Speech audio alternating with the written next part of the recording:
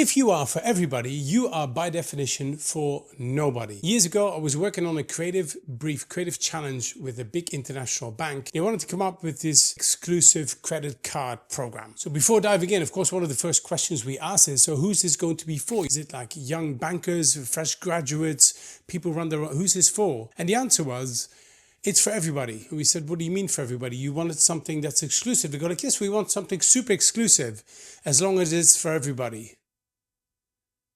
Well, that doesn't work now, does it? I see this a lot with solopreneurs, but also see this a lot with content creators. If you ask them who their target audience is, they'll give you a list of 5-6 different things. They go, well, we are a bit for marketing teams, but we also focus on busy entrepreneurs. But salespeople could also use what we have to offer. But here's the thing, like my dad always said, a little bit of everything is usually a lot of nothing. And if you work for yourself, this is one of the easiest ways to get a complete burnout, because you're going to end up doing little bits of lots of different things on lots of different platforms, getting lots of different data that is so different, you can't really make sense of it at all because you have zero focus. And I understand that you need to make business. Trust me, I've been there where I'm looking at my revenue going, how am I gonna get money in the next period of time? And it's very easy to start doing a little bit of everything. See, when you work for yourself, you already have lots going on. You're wearing all the hats. You are the salesperson, general manager, design team, tech support. You're a bit of everything in one. And it's hard because not everybody is good at everything. At least I'm not. I know what I'm good at.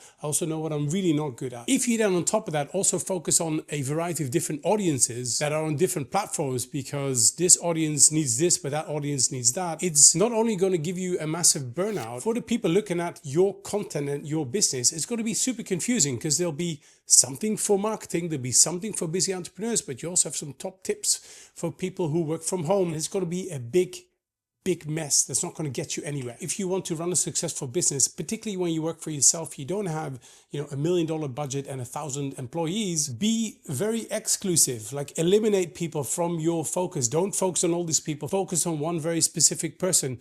Imagine standing in a busy street and just shouting something. People are probably going to think you're mad. They might look around once, but they're just going to think you're absolutely nuts. If you, however, recognize one very specific person and you shout out their names, they're probably going to get your attention. It's the same when you create content, when you have a business. The more focused, the more targeted you are on a very specific audience, the easier it will be to then speak to them, to find out what kind of language are they using, what are their pain points, what platforms are they on? If you are creating content and you're thinking, should I put my stuff on TikTok or LinkedIn or maybe YouTube? Like, where do I go? Well, if you knew who your audience is, you could probably figure that out pretty quickly. And be specific about that audience and what you do for them. Don't just say, I'm a fitness guy, I help people get fit. No, I help short guys get in super shape so I can up their chances in the dating market. Or, don't just say that you're a creative agency. Say that you help the most boring regional business stand out with creative branding that Nike would be jealous of. Same with people. Don't just be for dog owners, be for dog owners who. Go quite specific on these things because it will really help you get some focus. And that way you're going to exclude people. And exclusion